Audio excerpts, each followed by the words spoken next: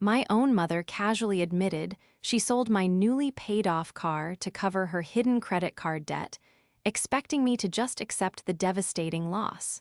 So, I reported it stolen, setting a trap that ended with police at her door.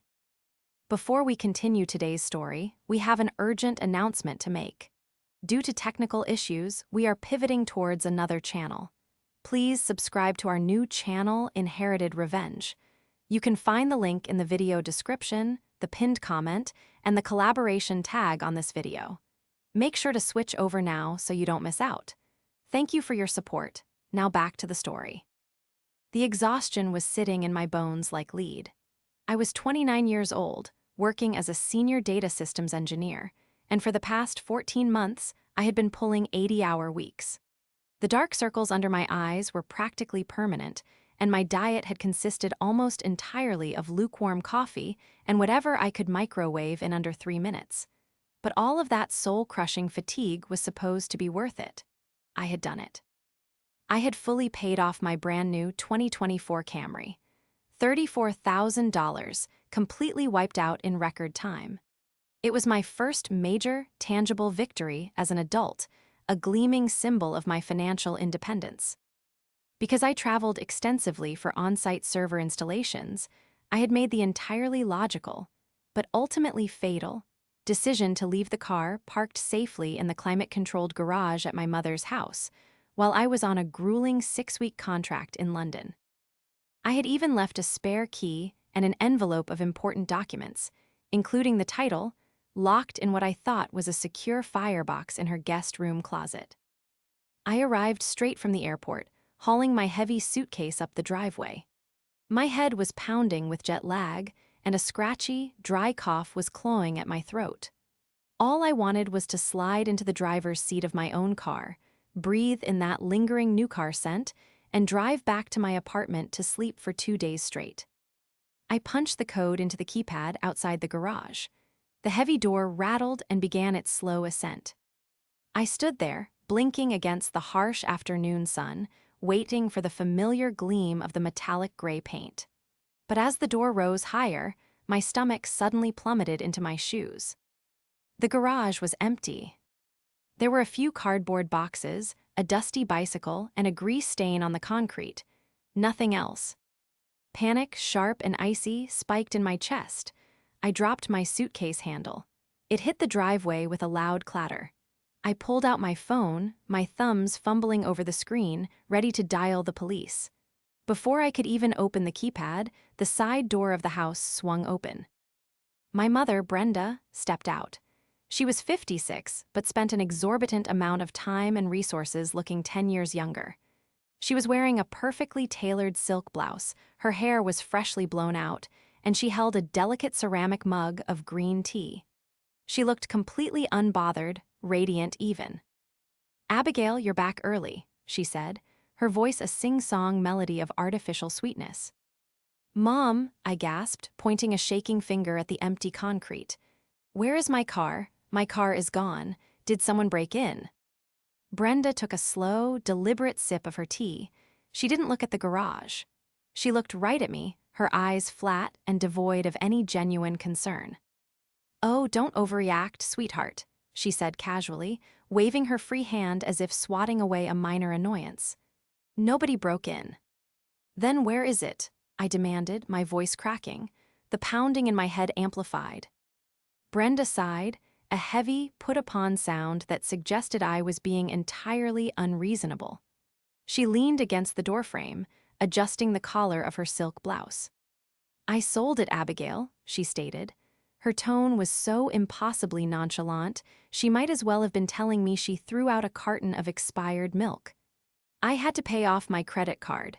It was getting out of hand." The world seemed to tilt on its axis. The roaring of an airplane engine rushed back into my ears, deafening me. I stared at the woman who had raised me, trying to comprehend the sheer, unadulterated audacity of the words that had just left her mouth. $34,000. My blood, my sweat, my endless sleepless nights. Sold. I couldn't breathe. My chest heaved, but no air seemed to reach my lungs. The betrayal was worse than the financial ruin she was trying to force upon me. You sold it." The words barely scraped past my vocal cords. They sounded foreign, as if someone else was speaking them. "Yes, Abigail, keep up," Brenda said, rolling her eyes. She turned and walked back into the house. I stood paralyzed for another 3 seconds before the sheer adrenaline forced my legs to move. I stumbled after her, leaving my luggage abandoned on the driveway. I found her in her immaculate, over-decorated kitchen, pouring herself a fresh cup of hot water. "Mom, you can't be serious," I choked out, grabbing the edge of the granite countertop to steady myself. The room was spinning. "That was my car. My name is on the title. I just paid it off. How could you even do that? It's illegal." "Oh, please, lower your voice," Brenda hissed, glancing toward the hallway as if afraid the neighbors could hear through the walls.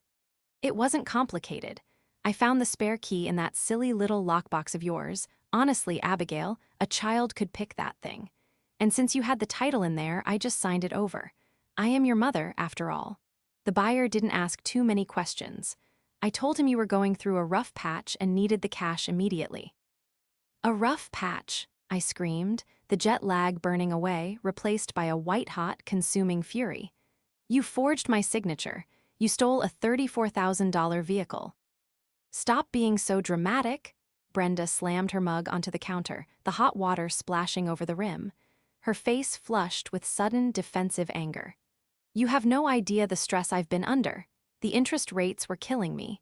Haley needed new equipment for her vlogging channel, and you know how important her career is. Plus, the Homeowners Association was threatening to fine me for the landscaping. I was drowning, Abigail." "So you drowned me instead?" I asked, tears of pure rage finally spilling over my eyelashes. "I worked 80 hours a week for over a year. I ate noodles. I didn't go out. I gave up everything to own that car outright. And you make plenty of money doing whatever it is you do with those computers." She countered sharply, pointing a manicured finger at my chest.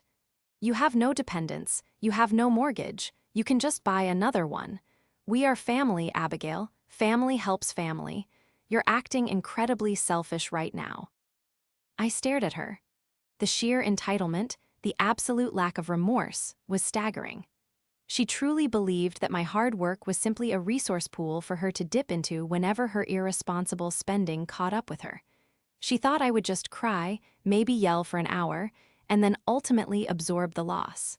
She thought I would be the good, compliant daughter I had always been.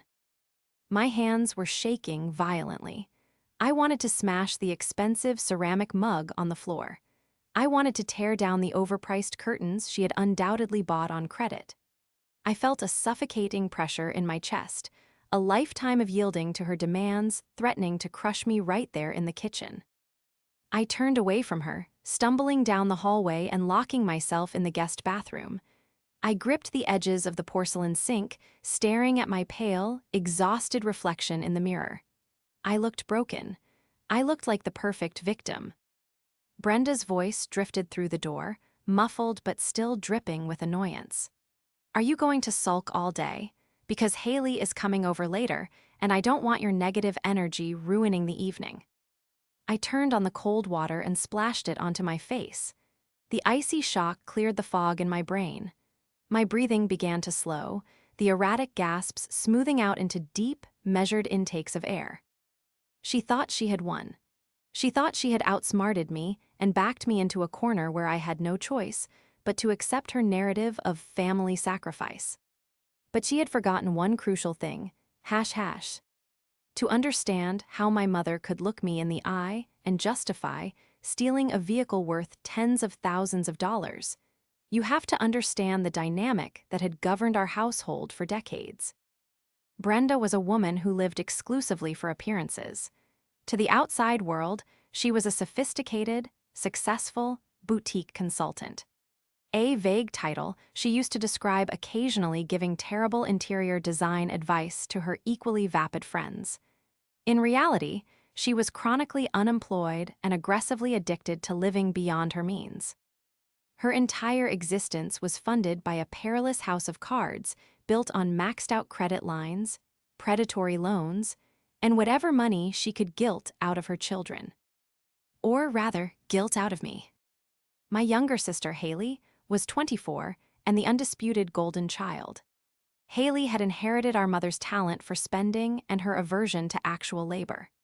Haley was currently building her brand as a lifestyle influencer, which essentially meant she lived rent-free in my mother's house, slept until noon, and demanded expensive clothes and lighting equipment to film videos that averaged 42 views.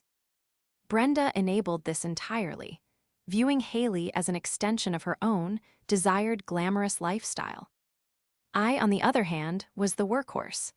I had been working since I was 16, bagging groceries just to buy my own school supplies because Brenda had spent the back-to-school budget on a designer handbag.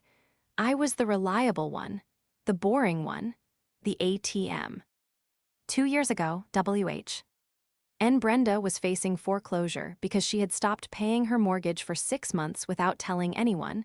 It was my savings account that she drained. I had handed over $12,000, money I had earmarked for a down payment on a modest condo, just to keep a roof over her and Haley's heads. She had wept, promised to change, and swore she would pay me back every cent.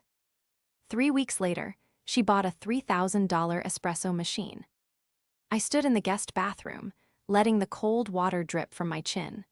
The memories of every unpaid loan, every manipulated guilt trip, and every time she had prioritized her vanity over my basic needs flashed through my mind like a slideshow.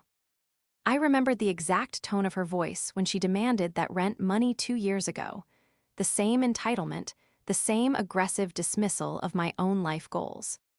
She saw me as a bottomless well, a supporting character in the grand, dramatic production of her life.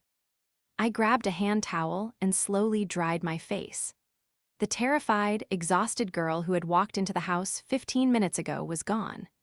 In her place was a cold, calculating professional who managed complex data infrastructures and mitigated multi-million-dollar corporate risks for a living. Brenda thought she had committed the perfect crime because she believed her victim was weak. She believed I was still the same obedient daughter who would sacrifice her own future to maintain the illusion of family peace. She thought her forged signature on a piece of paper was the end of the story. I unlocked the bathroom door and stepped back into the hallway.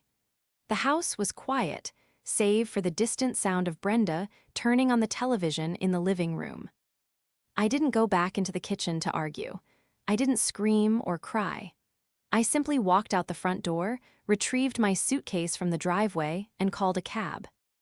As I sat in the back of the taxi, watching my mother's manicured lawn fade into the distance, I pulled out my phone. I wasn't going to absorb this loss. I wasn't going to play my assigned role anymore. It was time to introduce Brenda to the real world, where actions had devastating, permanent consequences. The cab ride back to my apartment was a blur of city lights and the rhythmic thumping of my own heart against my ribs. I sat in the backseat, my hands tightly clutched around my phone, refusing to let the exhaustion pull me under. Brenda had operated under the assumption that I was naive, that I was simply a hard worker with no street smarts and a bleeding heart. But she had forgotten one crucial thing, a detail so glaringly obvious to anyone who actually paid attention to modern technology, but entirely invisible to a woman who only used her phone for online shopping and social media. My 2024 Camry was equipped with an advanced, integrated telematics system. It had a dedicated app on my phone, an app that tracked the vehicle's diagnostics, tire pressure, fuel levels, and most importantly, its exact, real-time GPS location. Furthermore, Brenda's arrogance had blinded her to basic legal documentation. The piece of paper she had triumphantly extracted from my firebox, the one she had so confidently signed my forged name upon, was not the actual vehicle title. It was a high-quality photocopy I kept for my personal records, one that had the word "copy" faintly but distinctly watermarked across the bottom left corner. The actual, legally binding title was sitting securely in a steel safe deposit box at my local Chase Bank branch.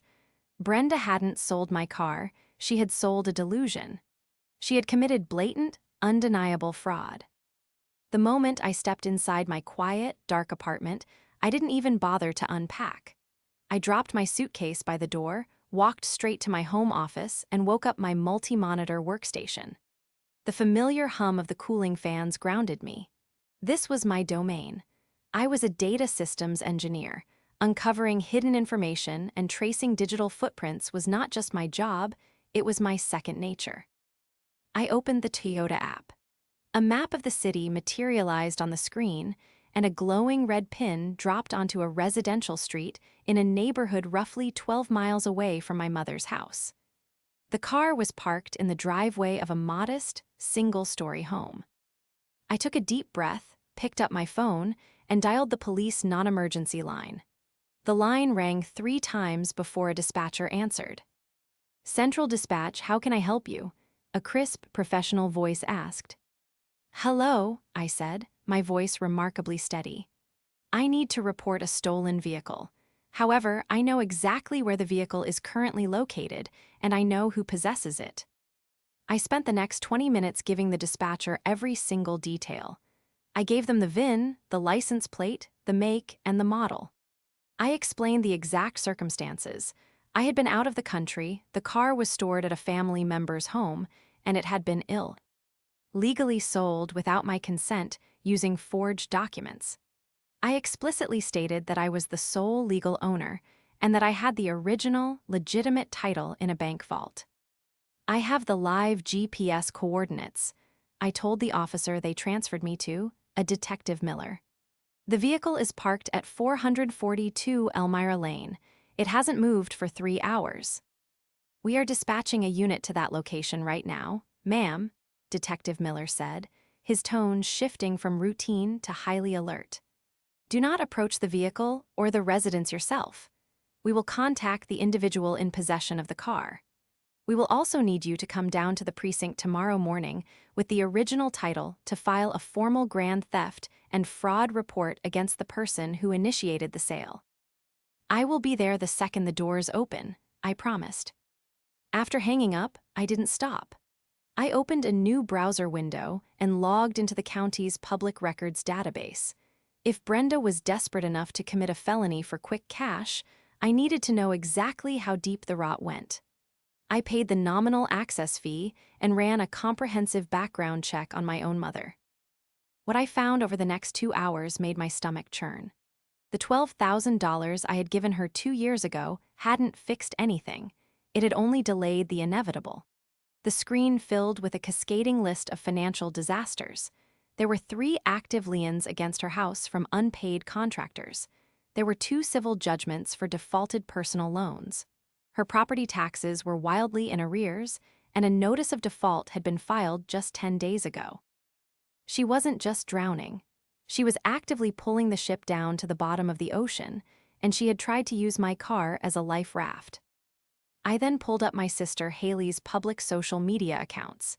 Haley had spent the last 3 weeks posting unboxing videos of high-end camera lenses, designer lighting rigs, and a brand new, top-of-the-line MacBook Pro. The captions read, "Thanks to my amazing mom, the ultimate investor in my dreams. Blessed influencer life." The pieces fell into place with sickening clarity. Brenda hadn't stolen my car to save the house. She had stolen it to fund Haley's delusions of grandeur and to keep up the appearance of a wealthy benefactor. She had sacrificed my literal blood, sweat, and tears for ring lights and fake internet clout. My phone buzzed on the desk. It was an unknown number. I answered it, putting it on speakerphone. "Hello, is this Abigail?" a deep, panicked male voice asked. "Speaking," I said coldly. "My name is Greg. Look, please, I have 2 police officers standing in my living room right now. They're telling me the Camry sitting in my driveway is stolen. They have a tow truck backing up to my house as we speak. What is going on? Your mother told me you were in financial trouble and needed to liquidate the car immediately." I leaned back in my ergonomic desk chair, staring at the flashing cursor on my monitor. The desperation in Greg's voice was palpable. He was a 42-year-old mechanic who had likely thought he was getting the deal of a lifetime, only to find himself entangled in a massive felony investigation. "Greg, I am very sorry that you have been caught up in this," I said, keeping my tone measured and professional. "But my mother lied to you. I am not in financial trouble. I was in London for work. I paid that car off entirely on my own, and I left it parked in her garage for safekeeping. She broke into my lockbox, found a watermarked copy of the title, and forged my signature." "A copy?" Greg's voice cracked. She showed me the paper. It looked real. I gave her $22,000 in cash, a cashier's check. I drained my savings account for this car so I could have a reliable vehicle for my kids. My heart broke for him, but my resolve hardened into solid steel. Brenda had not only destroyed my trust, but she had also completely devastated a hardworking father's savings. "Give the police everything, Greg," I instructed firmly. "Give them the fake title she signed. Give them her phone number, her address, the text she sent you, and the paper trail for the cashier's check. Do exactly what the officers say. If you cooperate, they will see you are a victim of fraud." I am giving them everything," he stammered, sounding close to tears. "The officer wants to speak to you." There was a brief rustling sound, and then Detective Miller's voice came over the line. "Abigail, it's Detective Miller. We are impounding the vehicle as evidence. Mr. Gregg here has been entirely cooperative. He has produced the fraudulent document bearing what appears to be a forged signature, along with a receipt of payment made out directly to your mother, Brenda. This elevates the situation significantly." "I understand, Detective. I will be at the precinct tomorrow at 8:00 a.m. with the original title," I confirmed. I hung up the phone. He trap had not just snapped shut, it had utterly crushed the foundation of Brenda's lie.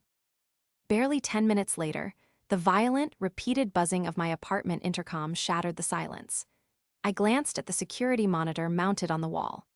Brenda and Haley were standing in the lobby. Brenda was furiously mashing the call button, her perfectly blown-out hair slightly frizzy, her face contorted in an ugly mask of panic and rage. Haley stood behind her, looking confused and holding her phone as if she were about to start live-streaming the encounter. I pressed the button to unlock the front doors, letting them into the building. I wanted this confrontation. I needed it. I opened my apartment door just as they stepped off the elevator. Brenda stormed down the hallway, her designer heels clicking aggressively against the linoleum. "What did you do?" Brenda shrieked before she even crossed the threshold. She pushed past me into the living room, her eyes wild. "Greg just called me screaming about the police. He said they took the car. Are you insane, Abigail? You called the police on your own mother." Haley trailed in behind her, crossing her arms defensively. "Seriously, Abby, what is wrong with you? Mom said you guys had a disagreement about the car, but calling the cops, that is so toxic and unnecessary." I slowly closed the door until it clicked shut. I turned to face them, feeling an unnerving sense of calm wash over me. The adrenaline was gone, replaced by a cold, calculating precision. "A disagreement," I repeated, raising an eyebrow at my younger sister. "Is that what she told you, Haley? A disagreement?" "Yes," Brenda interrupted, her voice shrill and desperate. "It's a family matter. You call those officers right now and tell them it was a misunderstanding. Tell them I had your permission to hold the vehicle as collateral for the money I've spent raising you." "You want me to lie to the police," I stated flatly, analyzing her pathetic attempt at manipulation. "You want me to commit a federal crime by filing a false police report to cover up the grand theft and fraud you committed." "It's not fraud," Brenda screamed, stamping her foot like a petulant toddler. "I am your mother. Everything you have is because of me. You owe me. I had to sell it. The creditors were calling every day, threatening to take the house." I walked over to my desk and picked up a stack of printed papers I had just generated from the county database. I walked back and slammed the papers onto the coffee table right in front of Haley. "Look at them, Haley," I commanded, my voice dropping to a low, dangerous register. "Look at the public records." Haley blinked, taken aback by my tone. She tentatively reached out and picked up the top sheet. Mom didn't sell my car to save the house, I said, staring directly into Haley's widening eyes. The house is already in default. There are 3 liens on it. Mom sold my car. She forged my signature on a voided copy of a title to swindle a mechanic out of $22,000 to buy you your new camera equipment. Haley's face drained of color.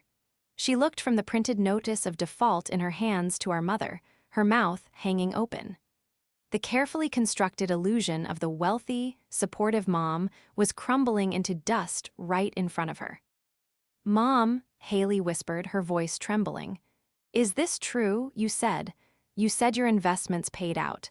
You said you had plenty of capital for my channel." Brenda's face flushed a deep, mottled purple. She snatched the papers out of Haley's hands and crumpled them up, throwing them onto the floor.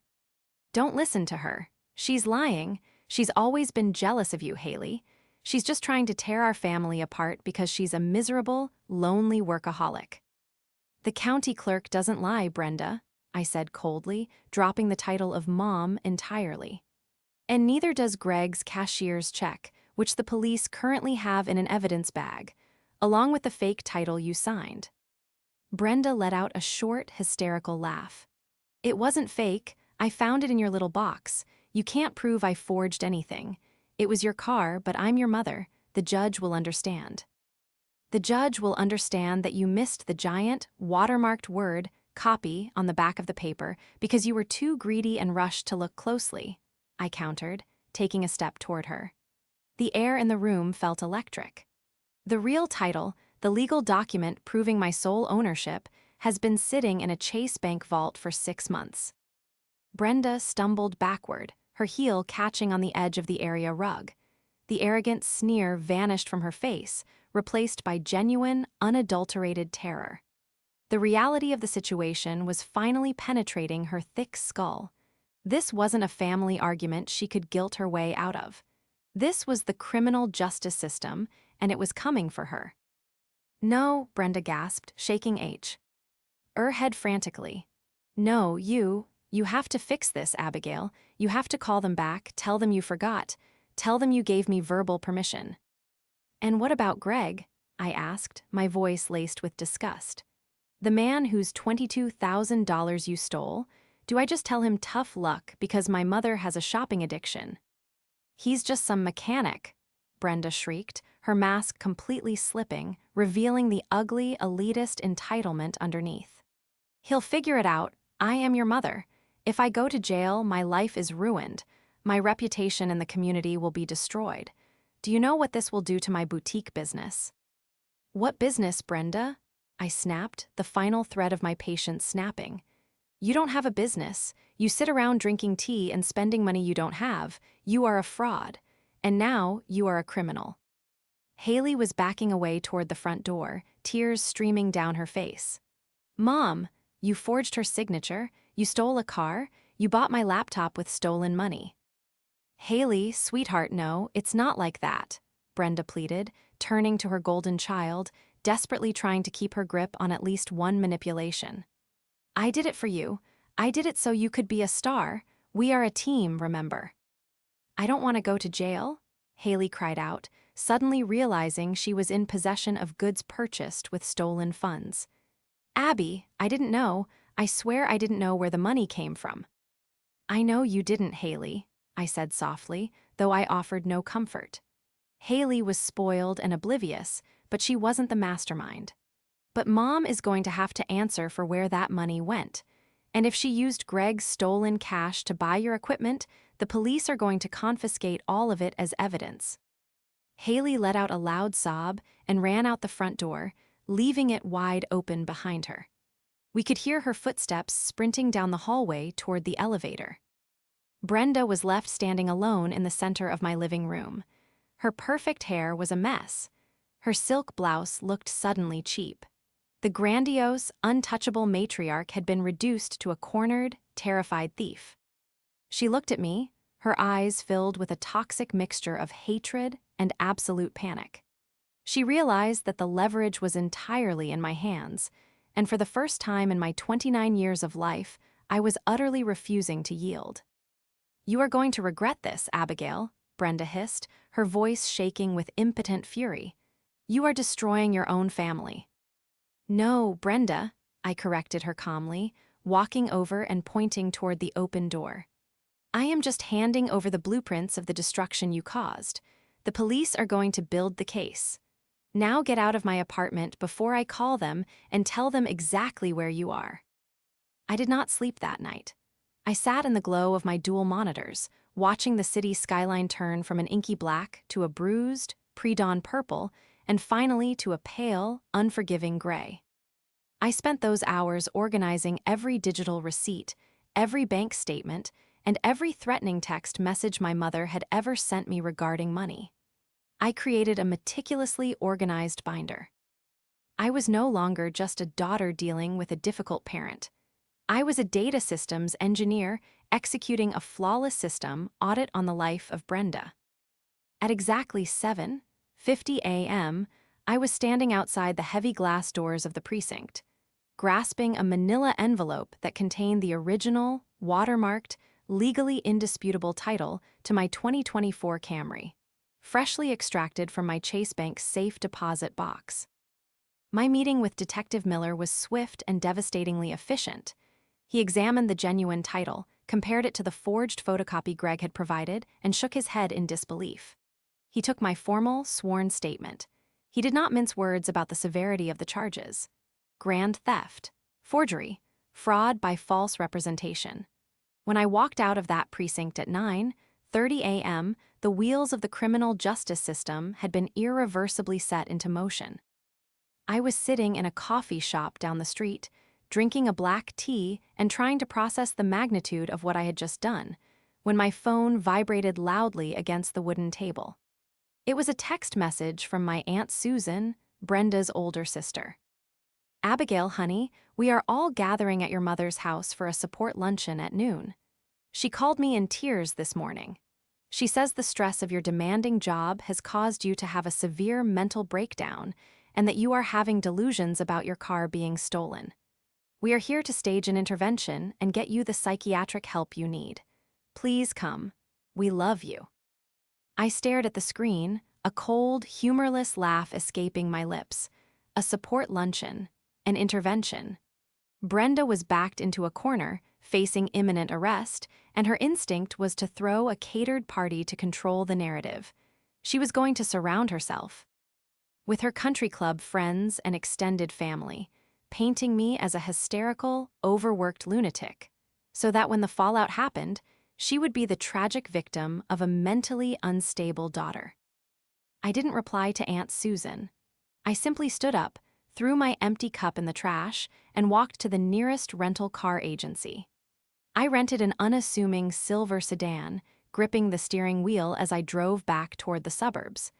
The exhaustion from my London trip was completely eradicated, replaced by a singular, laser-focused purpose.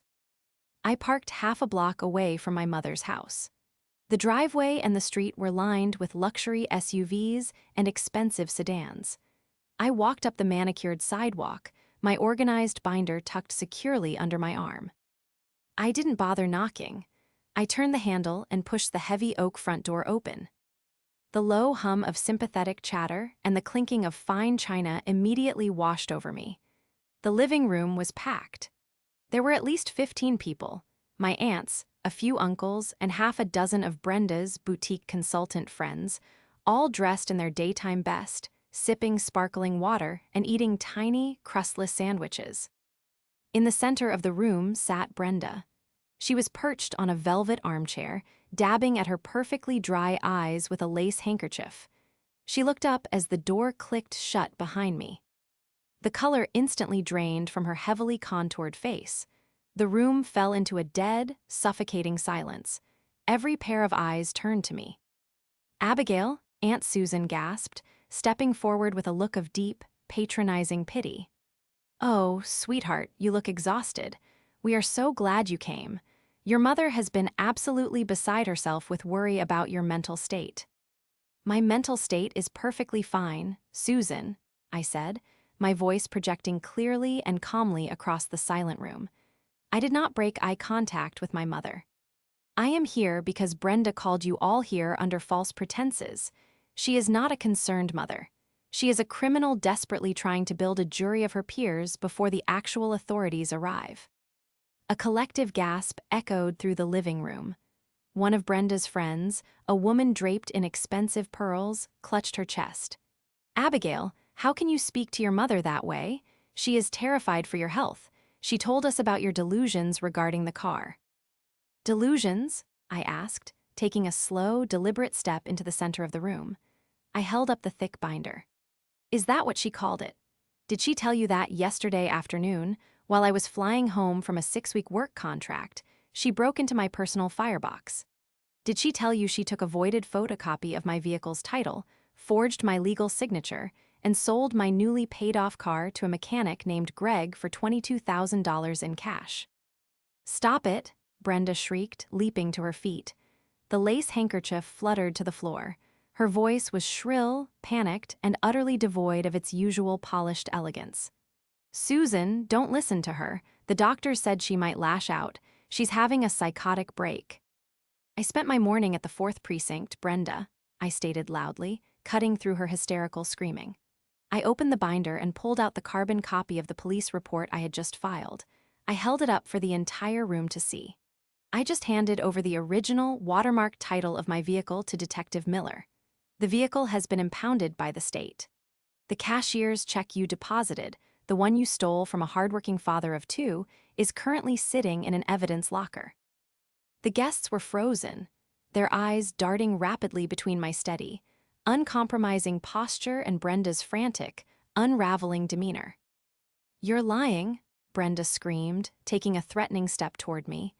"You are a jealous, hateful girl. I am your mother. I provided everything for you. If I borrowed that car, it was my right. This is my house, and I demand you leave." "Your house," I countered, my voice dripping with cold authority. I pulled the county clerk documents from the binder and tossed them onto the polished oak coffee table right next to the tray of sandwiches. "Take a look, Susan. Take a look, everyone. Notice of default.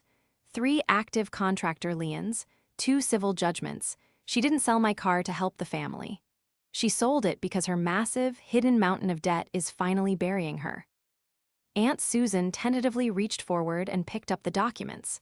Her eyes scanned the bold black ink, the official county seals, the staggering numbers of unpaid debt. Susan's jaw dropped. She looked at Brenda, her expression morphing from pity to absolute horror. "Brenda," Susan whispered, her voice trembling. "What is this? Are you losing the house? You told me your design firm was having a record quarter." "It's a mistake," Brenda babbled, her hands shaking violently as she reached out to snatch the papers, but Susan pulled them away. "It's a clerical error. Abigail fabricated those. She works with computers. She knows how to fake documents." "She didn't fake anything, Mom." The voice came from the top of the staircase. Everyone turned. Haley was standing on the landing. She looked entirely different than she had the day before. Her hair was pulled back in a messy bun, her makeup was washed off, and her eyes were red and swollen from crying all night. But what commanded the room's attention wasn't her appearance. It was what she was carrying. Haley slowly walked down the stairs, struggling under the weight of 2 large, heavy cardboard boxes. She reached the bottom step and dropped the boxes onto the hardwood floor with a loud, resounding thud that made several guests jump. "Haley, what are you doing?" Brenda hissed, her eyes widening in renewed panic. "Go back upstairs." "No," Haley said, her voice shaking but resolute. She kicked the top flap of the box open. Inside sat the brand-new, top-of-the-line camera lenses, the expensive lighting rigs, and the pristine, silver MacBook Pro.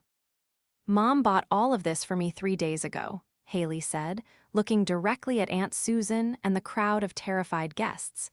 Tears began to spill down her cheeks, but she didn't wipe them away. "She told me her investments paid out. She told me she believed in my dreams, but it was a lie." Haley turned and looked at me, a profound, agonizing realization shining in her young eyes. The spoiled, entitled facade had been completely shattered by the harsh light of reality. "She stole Abigail's car," Haley announced to the room, her voice cracking with shame. She stole from my sister, who has done nothing but work herself half to death to support us, to buy me camera equipment. I am so sorry, Abby. I didn't know, but I know now. Haley stepped away from the boxes and walked over to stand right beside me, presenting a unified, impenetrable front against our mother. I called the precinct this morning, too, Haley added softly, looking at the floor. I asked for Detective Miller. I told him I was in possession of goods purchased with the stolen funds. They are sending an officer to collect it as evidence. The room erupted into absolute chaos. The boutique friends began grabbing their designer purses and rushing toward the door, desperate to avoid being associated with a criminal investigation. Aunt Susan dropped the foreclosure notices back onto the table, covering her mouth with her hands, backing away from her sister as if Brenda were suddenly contagious. Brenda stood entirely alone in the center of her living room.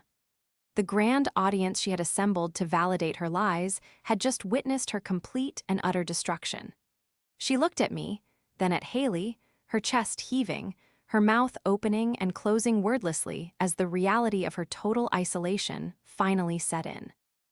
Before Brenda could formulate a single word of defense, before the last of her horrified friends could even cross the threshold of the front door, the heavy, authoritative sound of a fist pounding against the exterior wood echoed through the entryway.